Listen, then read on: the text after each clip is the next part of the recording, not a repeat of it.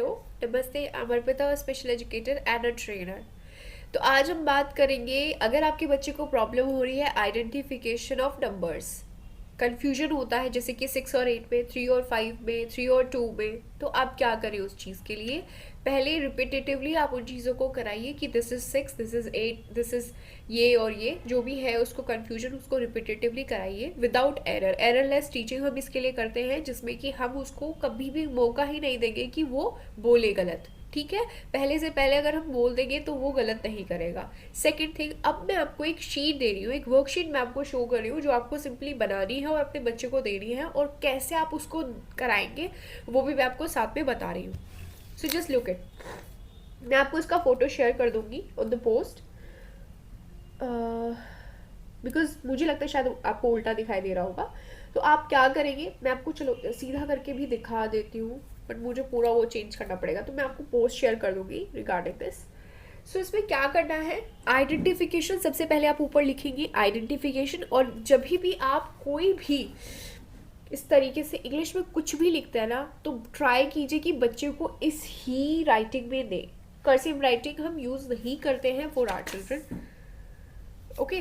Because क्या होता है ना कि कर्सिव राइटिंग में बहुत सारे लेटर्स कंफ्यूजन में डाल देते हैं, तो इसीलिए ट्राई करते हैं कि लेटर्स को हम थोड़ा थोड़ा अलग अलग करके लिखें, या फिर जो हमारी बुक प्रिंटिंग वाली जो राइटिंग होती है वो हम यूज़ करते हैं। तो आप ये वर्कशीट वैसे भी निकलवा सकते हैं। तो इसमें क्या करना है आपको, मैंने ये बनाई है, आप भी बना सकते हैं। कैसे बनाएंगे, आपने एक वर्कशीट लिया, प्लेन पेपर लिया, उसके ऊपर आपने आइडेंटिफिकेशन लिखना है और बच्चों को पहले ये पढ़ाना है। उसके बाद आप क्या करेंगे, 2 लाइन ड्रॉ करेंगे इस तरीके से, ठीक है।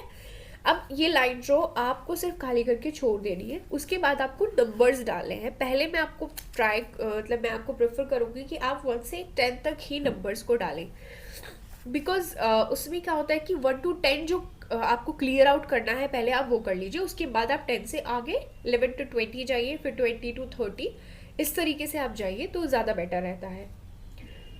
अब मैंने इसमें 1 से 0 to 10 डाले हैं, ठीक है। तो 0 to 10 मैंने जितने भी नंबर्स थे वो डाल दिए हैं, इधर उधर कहीं पे भी, ठीक है। अब मैं उसको बोलूँगी that, like suppose my child name is Arpita, so I will say Arpita, look, please, आप उसको रिक्वेस्ट करेंगे, please just find all the zeros, what you have to find here, all the zeros। तो आप उसको पहले English में बोलिए and then Hindi में भी बोल सकते हैं। अगर उसको इंग्लिश समझ आती है तो दैट इज़ ओके, उसको समझ आ जाएगा, बट अगर नहीं आती तो आप हिंदी में उसको इंस्ट्रक्शन दीजिए कि आप मुझे सारे ज़ीरोज़ फाइंड आउट करके देंगे, ठीक है। जितने भी ज़ीरो है उनको ढूंढो और उनको सर्कल करना है। What you have to do is circle the zeros, okay. तो बच्चा will find out all the zeros, ठीक है। तो इस तरीके से आप उसको डिफरेंट कलर दे सकते हैं जिससे कि वो सारे ज़ीरोज़ को फाइंड आउट करेगा और इस तरीके से सर्कल करेगा। मेरा बच्चा ये भी करता है, ठीक है। तो आपका बच्चा भी ट्राई करेगा कि इसको भी सर्कल करे, तो करने दीजिए, बिकॉज वो भी ज़ीरो इस शीट पे ही आ रहा है, तो ये भी जाने दीजिएगा इस तरीके से, ठीक है। इस तरीके से वो सर्कल करेगा सारे ज़ीरोज़ को जहाँ पे भी उसको ज़ीरो दिखाई दे रहा है, ठीक है। सो इस तरीके से हम सारे ज़ीरोज़ को सर्कल करते ही जैसे उसने कंप्लीट कर लिया, उसके बाद आप उसको रेनफोर्स करेंगे, very good, good job, okay.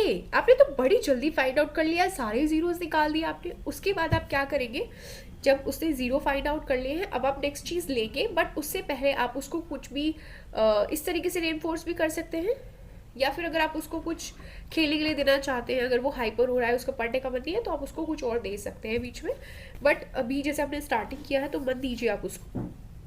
इसके बाद आप उसको बोलते हैं, सॉरी, उसके बाद आप उसको बोलते हैं, please Arpita please find out all the 7, Arpita please find out all the 7। Why I am writing here, because अगर मेरे बच्चे को कन्फ्यूजन है तो उसको एक कंफर्मेशन के लिए मैं यहाँ पे वो चीज़ दे रही हूँ पहले से लिख के कि आपको फाइंड क्या करना है। वो यहाँ पे देखेगा एंड देन फाइंड आउट करेगा, तो उसको एक कंफ्यूजन जो है वो नहीं होगा, ठीक है। तो इसलिए हम पहले से ही एक एररलेस टीचिंग की प्रैक्टिस करेंगे by mentioning the digit over here, okay. So I will say Arpita please find out all the 7 from these all the numbers and circle it.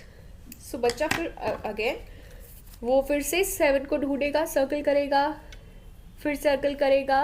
Very good, good going. तो इस तरीके से आप उसको motivate करते रहेंगे बीच बीच में. उसके बाद उसने 7 भी कर लिया. इसी तरीके से टिल 10 तक आप ये बच्चे से कराएंगे. यहाँ पे आप लिखते जाएंगे सो दैट उसको कंफ्यूजन क्रिएट ना हो, और यहाँ पे वो सर्कल करते जाएगा, और जैसे ही सर्कल करे आप उसको रेनफोर्स करेंगे.